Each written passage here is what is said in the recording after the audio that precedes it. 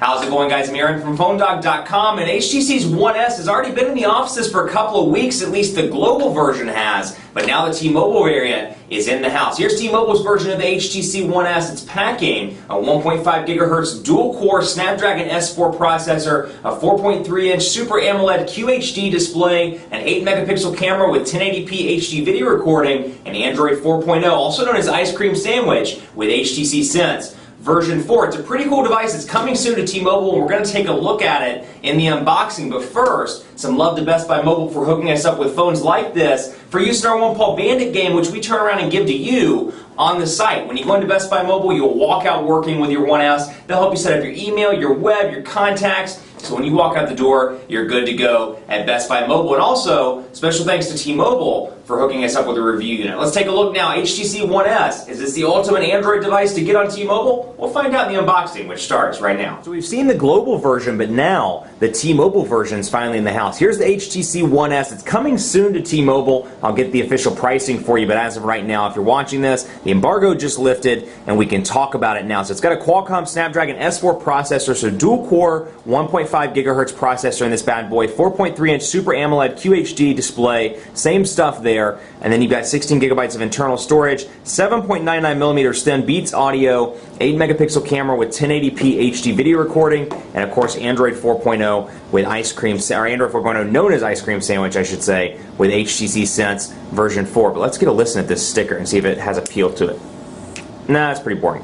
But you can see the color scheme here, a little bit of a different scheme. You got the gray and blue color scheme with Beats Audio logo on the back, but a good looking device. No real changes in terms of design, save for the T-Mobile logo up top as opposed to the HTC logo. So this is carrier branded and carrier supported. So you got the T-Mobile box here, and you can see Google Play, Android 4G, HSPA Plus capabilities on this bad boy as well, and then you've got DLNA and HDMI and Wi-Fi calling capabilities also. So let's take a look and see what comes in the box. You've got your goodies here, T-Mobile Start Guide with Beats headphones on the back, and then you've got your merchandise return label here. It looks like you can do that for recycling phones. Terms and conditions, return policy, limited warranties, términos y condiciones, política de devolución, garantía limitada on the back. And then, of course, that stuff you're probably never going to read, so let's put that back. You got your typical HTC stuff. Now, interestingly enough, this is something that, love it or hate it, HTC has stopped putting the iBeats headphones in the box. You don't get any headphones out of the box. You do have to pay additional if you want to take advantage, or pay additional cash if you want to take advantage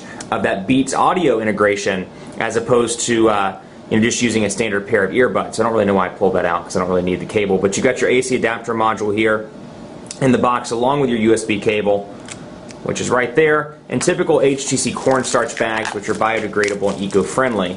So no real changes to what comes pre-installed, or what comes out of the box, rather, in this device. So like I said, though, it's still kind of frustrating that you don't get the headphones, considering it is a Beats device. The least they could do is put in some Beats headphones, the cheap iBeats ones, although that obviously raises the price of the device, and that could be the reasoning why HTC didn't include it. So you've got your 1,650 milliamp hour battery pre-installed, and then you've got your little thing here, your little removable door with your SIM card right there, and then you've got your camera right there. Now, interestingly enough, let's take a look here. It is a micro SIM card, just like the international version, so it is micro SIM that will be taken there. So make sure to get your T-Mobile micro SIM if you're upgrading to this device, or you are migrating over to this in full retail. Make sure you get a micro SIM card. So you got on the right side volume rocker, on your left side micro USB charging port, 3.5 millimeter headphone jack up top, and you got your power button up here as well, with your 8-megapixel camera with flash on the back and a nice HTC logo. So no real differences in terms of design. Obviously a little bit of a different color scheme here.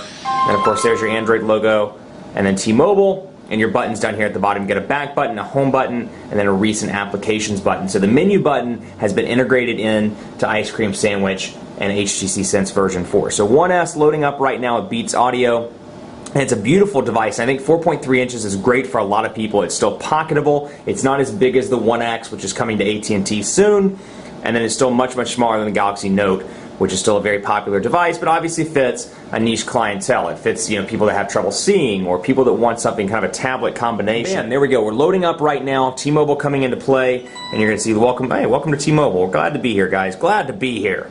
Pull down to see the notifications, the typical startup stuff. We don't need to show any quick tips because we know how this stuff works, yo.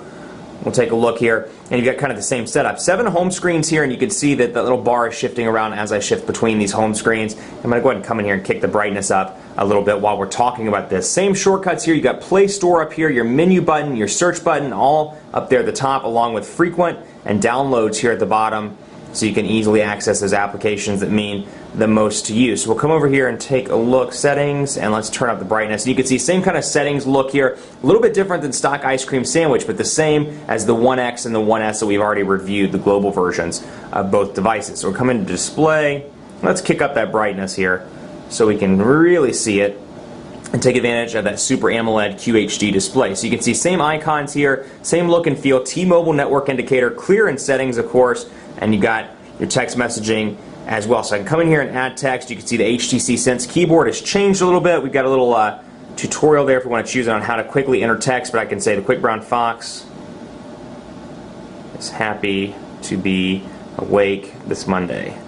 Quick Brown Fox is happy to be awake this Monday. And then of course I have voice settings as well, which is a slight connection problem. For whatever reason, my data hasn't come in just yet. This is an HSPA Plus device, so you can take advantage of T-Mobile's 4G, or what they refer to as 4G network speeds. You can see the recent apps here. No real changes. It is still Sense 4. And then out of the gate, you get some new applications, of course, since it's a T-Mobile branded device. 411 and more. You get Amazon pre-installed, Dropbox.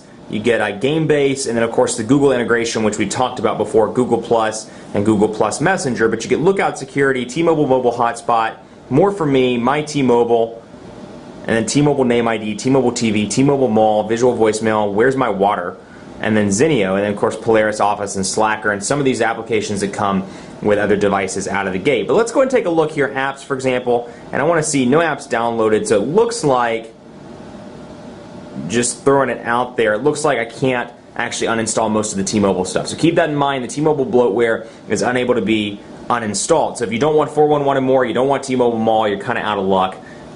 They've got to stay on the device. So you've got your dock here. Again, no real changes. I can pull these little shortcuts out of the dock and customize it with what I see as most important to me. And of course, the lock screen is very similar as well. No real changes from the other Sense 4 devices, or Sense 3 for that matter. It's still the ring to unlock, swipe it up, and you're in play. And then you got your 7 home screens, which you can access by pinching, and of course probably the same widgets as well. I can press and hold and bring up my widget screen, which is very different than stock ice cream sandwich. You can see the quick look at the 7 home screens, and I have all my widgets here. I can isolate those by the widgets that mean the most to me, or I can scroll through and individually find them. When I press and hold, the ones I can't add it to turn red, and the ones that I can't add it to stay gray. So I can come in here and click current location, and bam, I'm in business with a clock on my home screen. So you can see remove and then edit. If it's an editable widget, I can come up there and edit it.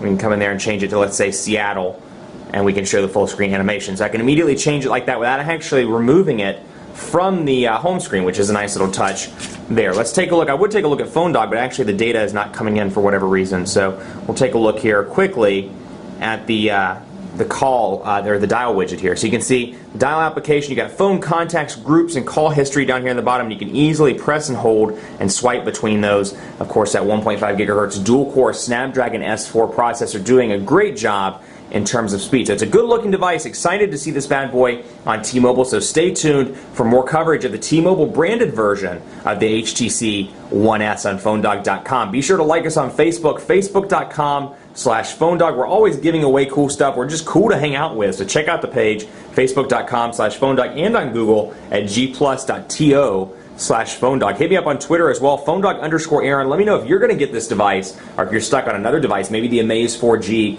or the Galaxy S2 on T-Mobile, and you think that one is the best one to have. Let me know, PhoneDog_Aaron, and on Facebook at Facebook.com/PhoneDogAB. Thanks so much for watching. I'm going to take some pictures with the burst mode.